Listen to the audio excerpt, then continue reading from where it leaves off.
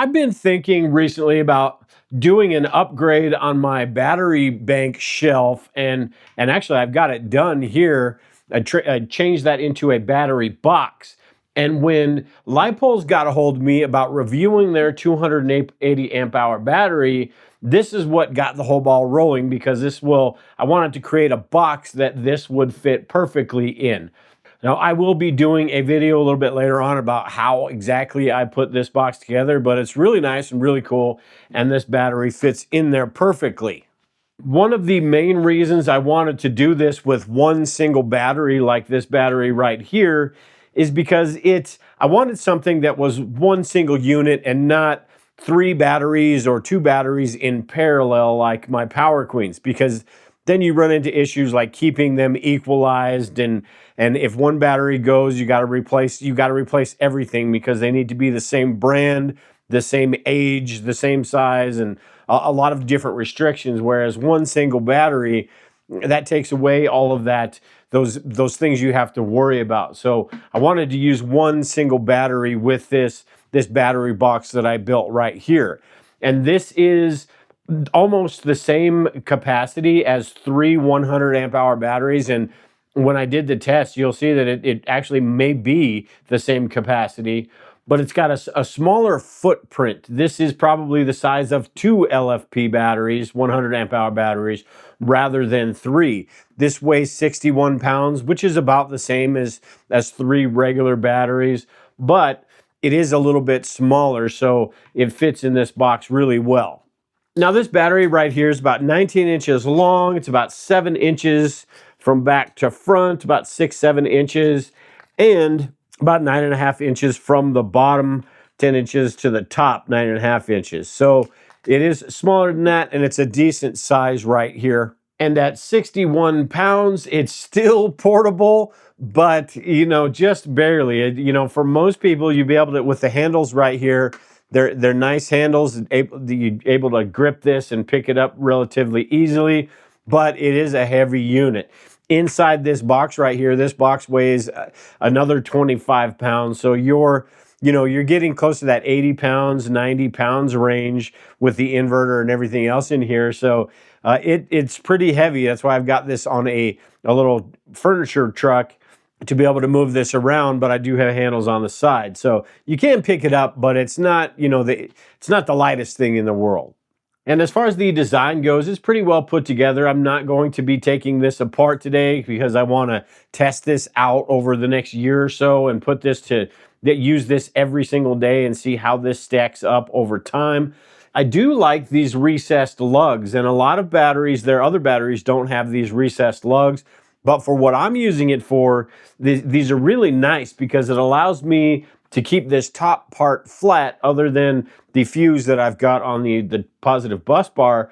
But then in this box, I can put a little shelf or storage right on top of the battery and not have to worry about these being in the way.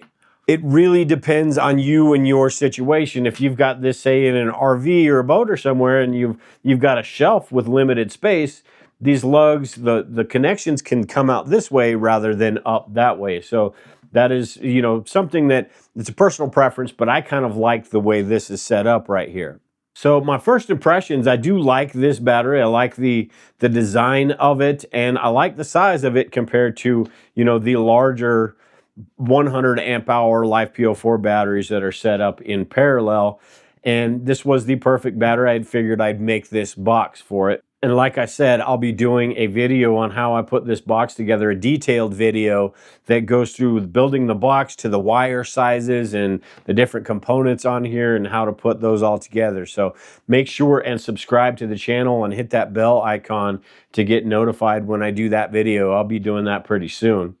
But with that, let's go over some of the specs really quickly of this battery. And I'm not going to go through too much detail with this because it's all on this card right here. I've already talked about the size. It's got a few different battery protections, the BMS. The BMS is also 200 amps, which is quite a bit.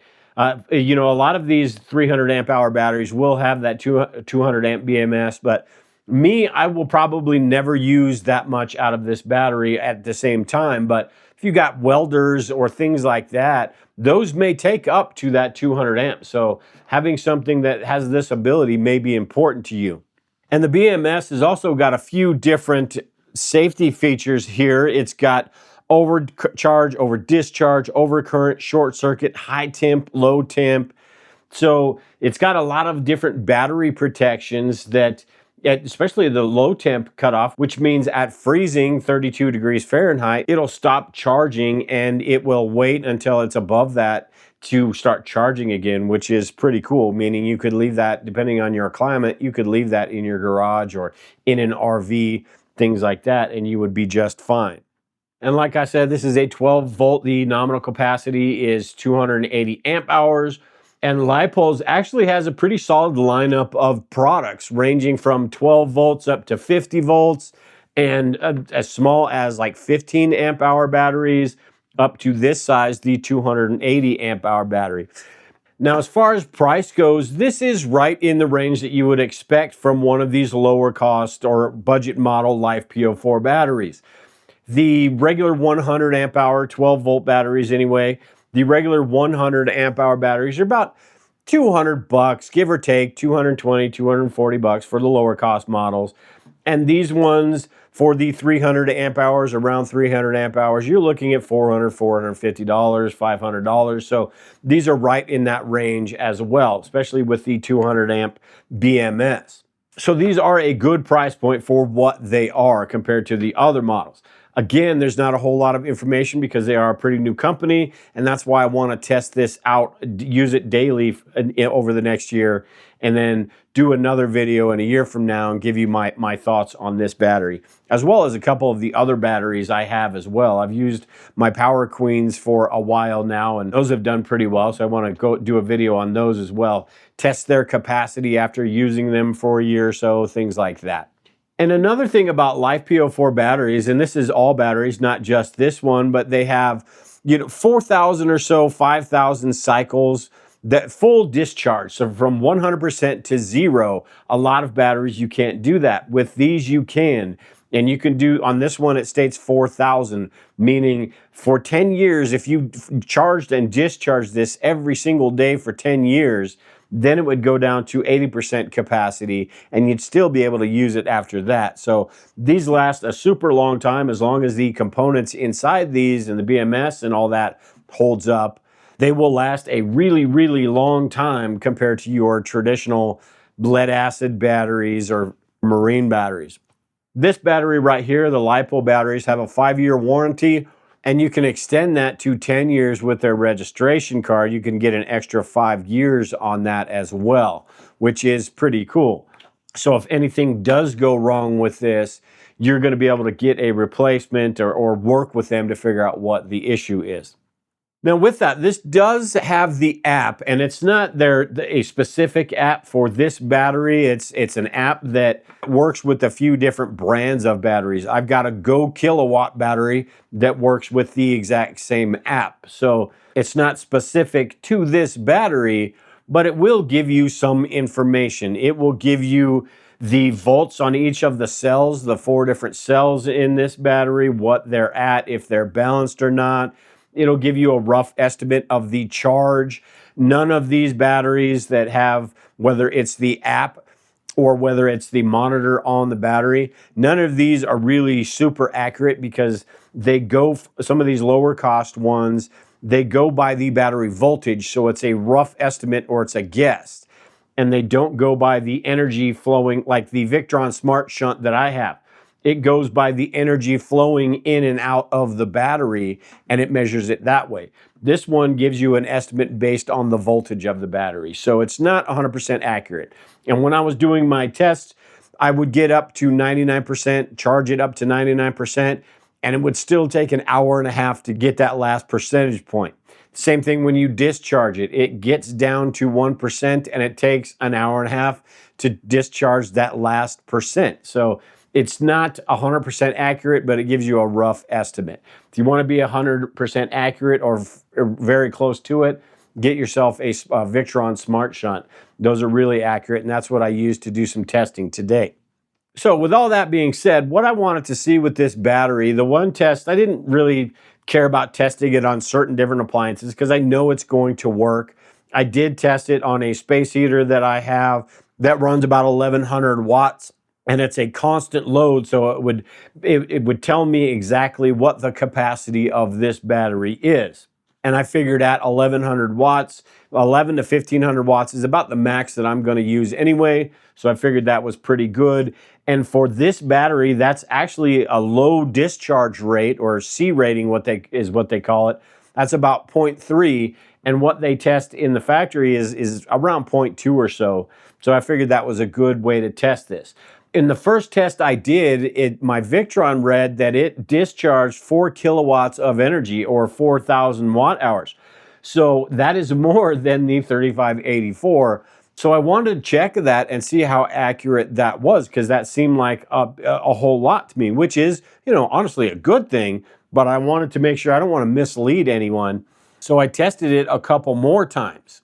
The second test, I used my Victron shunt as well as an AC watt meter on my inverter, which would measure the usable energy that I would get minus the losses on the inverter. And the Renogy inverter, that is about 90% efficient, which is pretty good. And that got me 3.7 kilowatts of energy on the AC side of it after the inverter. So that is more than what this is rated at right there. And again, the Victron, the shunt, got me about 4 kilowatts of energy as well. So, and with that 10%, 10 to 12% loss from the inverter, that's about right. So it seemed like that was, the energy I was actually getting, closer to 300 amp hours with these tests. I wanted to test it one more time at a little bit lower wattage, so I turned down that space heater and I tested it at about 650 watts. And in that test from the AC monitor after the inverter, I got 3.8 kilowatts, which was a little bit better, which I figured it would be because it's using lower wattage, meaning the voltage sag is going to be less. And I got about 4.2 kilowatts from the Victron Smart Shunt. So all of my readings, and maybe somebody that understands this stuff more than me will explain why that is, but from what I understand, it's at the very least this rated capacity, but probably quite a bit more. And a lot of these LiPUL4 batteries are, five, like a lot of 100 amp hour batteries are 105 amp hours. So this being 295, 300 really isn't that surprising, I suppose. And I'm not really disappointed. I would be disappointed if it was less than this, or less than the watt hour stated right here. But because it's more, and even the usable energy that on the AC side of things, even the usable energy at a relatively, decent amount of wattage is still better than this. So long story short, I was pleased with the results that I got from this battery. Again, if anyone understands this a whole lot more than I do, make sure and leave a comment below and let everyone know exactly why those are the readings that I got.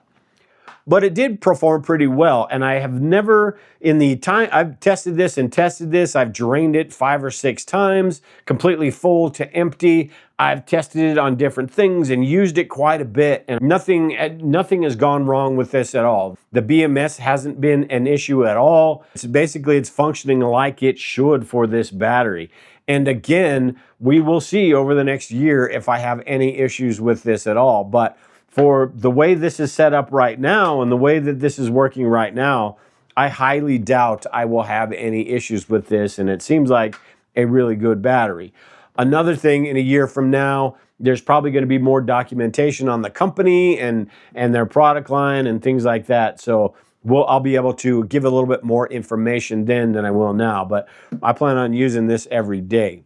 So all in all, it's a cool battery. There's not much difference other than how these function when it comes to all these different LiPUL4 batteries. You've got some that are really expensive from those manufacturers that are pretty reputable. You've got some that are, really, really inexpensive, and I wouldn't even bother with some of those. You can get a 100 amp hour LiPUL4 battery for probably 120, 130 bucks. But I wouldn't trust that for anything. Some of the companies, there's a million different manufacturers out there now, Some of them actually take some things seriously, and some of them just are trying to sell you something and could care less about your experience after they take your money. It seems like this is put together pretty well and a pretty good quality product. So we will see in a year from now. At any rate, like I said, I'll be doing a video on this battery box right here, which I'm pretty excited about. I'm actually pretty happy with how this thing came out and what I'm able to do with it, and even possibly expand in the future as far as what some of these accessories on here are. So make sure and watch for that video coming out here pretty shortly. Make sure you are subscribed to the channel and hit that bell icon also to get notified when I upload that video.